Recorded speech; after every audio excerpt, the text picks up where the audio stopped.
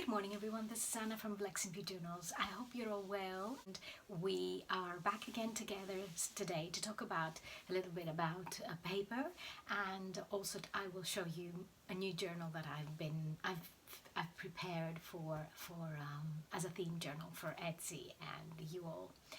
So today I decided to talk a little bit about Japanese paper, and we're going to separate the session in two parts because there's quite a bit to talk about when it comes to Japanese paper, and so I'm going to split it into parts. So Japanese paper is a very special paper to start with, and it's used for art and repair, and it's used for all sorts of other things, for book covers, and very special for making dolls, origami, and even lighting, decorating lighting and screens and all sorts of other things. To start with, there are three. First of all, the Japanese paper is called washi. And it's kind of confusing because we talk about washi. We usually talk about washi when we are making our tapes to decorate our journals and our books.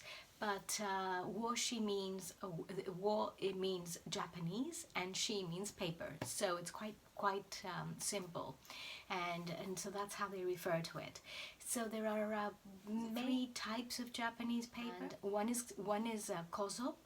And kozo is made of paper, basically paper mulberry, and it is a farmed crop, and it's taken from the inner bark of this plant. And the same applies to all the other papers as well. They're all taken from the inner bark of these plants, and they use their inner fibers.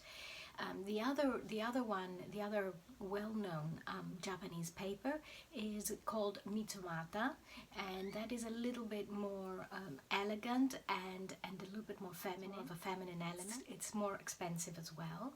And finally, the noblest of all is Gampi. It's also taken from the inner fibers of a plant, and it's the best because it doesn't bleed as well when writing with a pen. So it's considered one of the best papers. There are so many different types and differences in how fine the papers are, and a lot of them are used for repairing, and we can talk about that a little bit more next time. So there is also now next time I'm going to talk to you about the different types of the repair papers in Japanese, and I'm also going to talk about one of my favorite papers, which is Tomoe river paper, and I use that a lot for writing in my personal diary.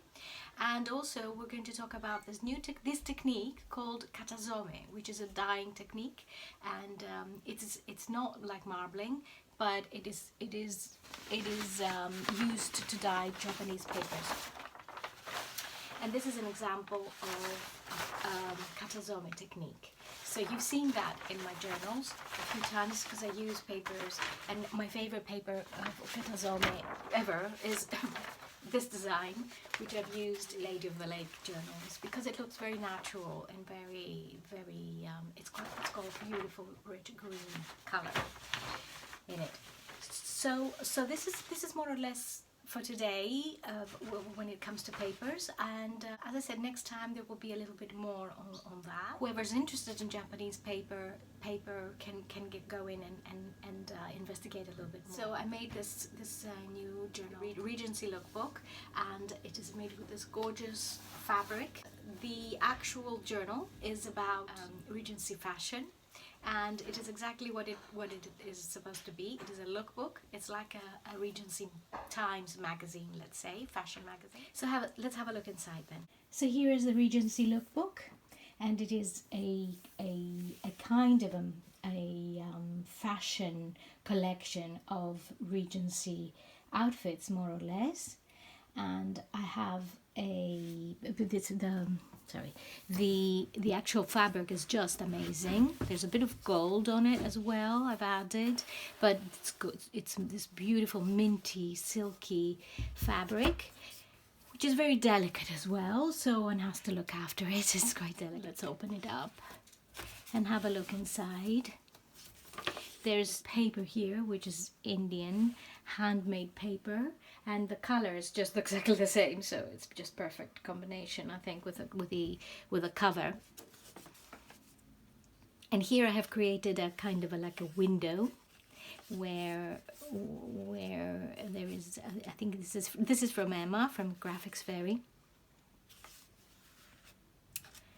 and the outfits begin. So I've collected quite a few outfits. Some of them come from online from Wikipedia, so I have a few of those. This is a little dress I made, and I just used some vintage material here. Beautiful little roses there, and some lace, some of the lace that I have on the side. And there's a little semi-precious stone here, and it's a very summery color, and if I could remember what it's called, I'd tell you, but eventually I will. I'm sure I will remember it, and if I don't, I'll write it down when I do. Unfortunately, I haven't kept a note of all the different beads that I've got, semi-precious beads that I've collected through the years, because I used to make jewelry. So and this is a little hanger, as a few of you might know, from Tim Holtz hanger. It's attached onto the journal, because I thought it would be too difficult to have it loose, and it's attached through a pin here in the bottom. You can see here, and in the top I've added the hanger and that little thing to keep it under control so it doesn't fall off. And most of my ephemera come from, and my downloads come from, again, from the Graphics Fairy. Some of them I've used on Emma. This is a little window, again, one can use for little bits and pieces, and with an Anna Griffin rose. And these are some beautiful outfits, again, some outfits from that period. This is a winter coat. Here I have made a collage of different images from the graphics. And here I have a pin, like a vintage style pin, with citrin. Citrin is the stone for creativity, and a little charm here hanging. And there's this beautiful handmade lace, which is quite elastic as well, and one can put things on the side, you all know that, and create like a little pocket. And I have a few things from another lady, which I'm going to put down onto the description, where they come from. And these come from this paper, again, from Graphics Fairy, and I've cut them and I have hung them like bunting here. And they're not loose because they were too wild, so I left them. I attached them onto the paper, but this I love this. And some more decoration here, and another lovely dress. So most of the pages have got dresses on them, and there I've created pockets with these dresses and little cards that you can slip in on the side. And this is like a greenhouse. It's just gorgeous there.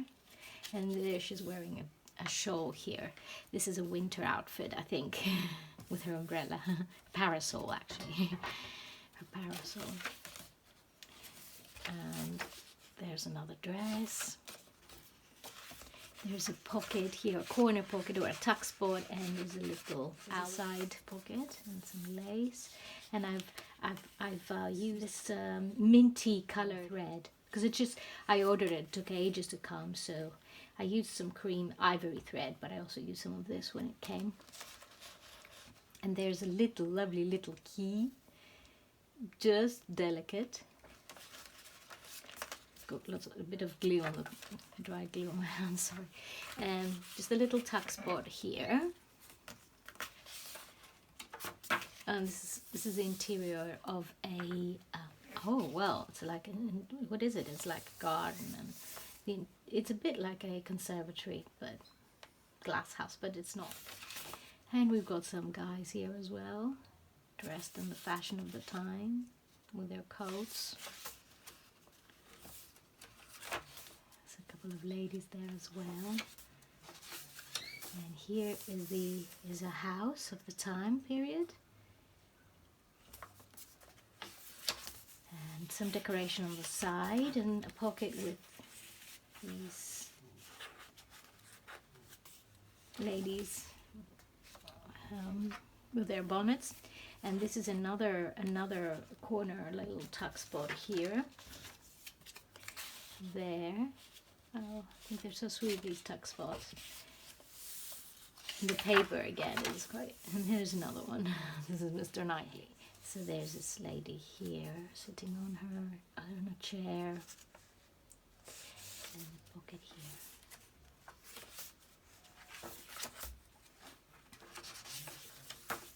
This is the interior of a very grand house.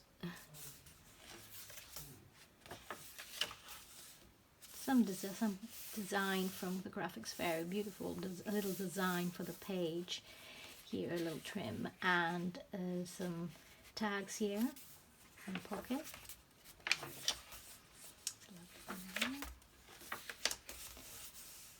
And a corner pocket here. This really, I love the fashion of the times. Really nice. And it's interesting how they shift from sleeve dresses to no sleeves eventually for their balls, and things change. So it's all quite interesting how they show how the shift happens anyway. And in the countryside, I think they were a little bit slower. So the ladies who went into the cities in London, they would dress up the fashion that was more current, let's say, the latest fashion, and the others were a little bit behind. The pocket here. There's another pocket with tags here and lace, again with this green, minty green thread. And this is a window that I really loved. Lady. And here's some more paper. Paper's quite lush, isn't it? And another lady there. Pocket.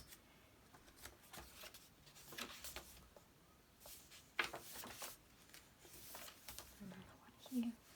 So you have a lot of fashion from the times here. And a gazebo.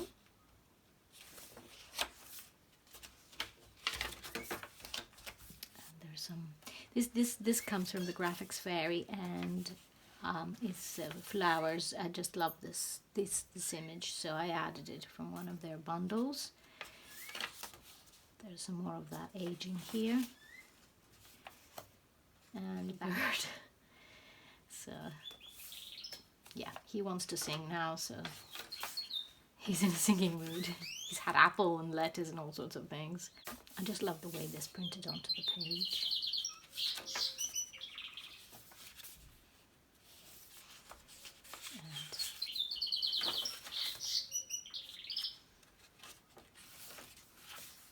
There's another one here.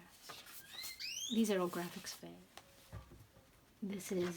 This I have attached with this little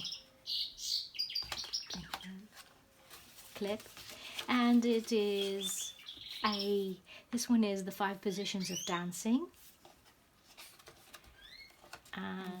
This is bonnets. This is from the graphics fairy.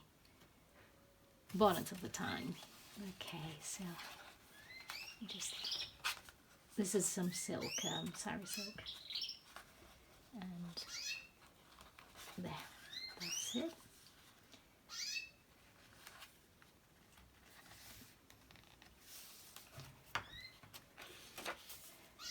This is another, she's sitting, love seat, I think it's called.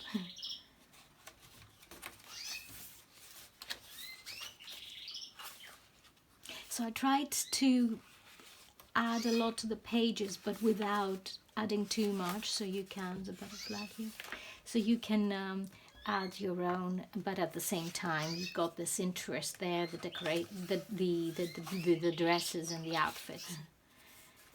This is a wisteria, and a nice side pocket here, a little tuck spot, and the end. And I will add here my signature and a book plate for this, which I haven't done yet. And this will be up on Etsy on, did I say Friday? I think Friday. Yes, Friday, 8 p.m. UK time.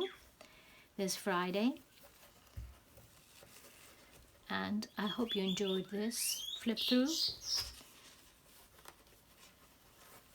In a way, this is quite unique from the aspect that this fabric is not is I don't have much of it. I have only maybe one more piece for one more book, so this is it. You know, this is it really.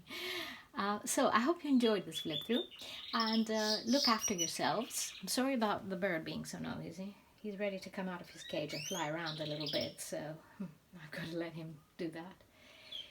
Okay, so take care, and we will be talking soon. Bye bye.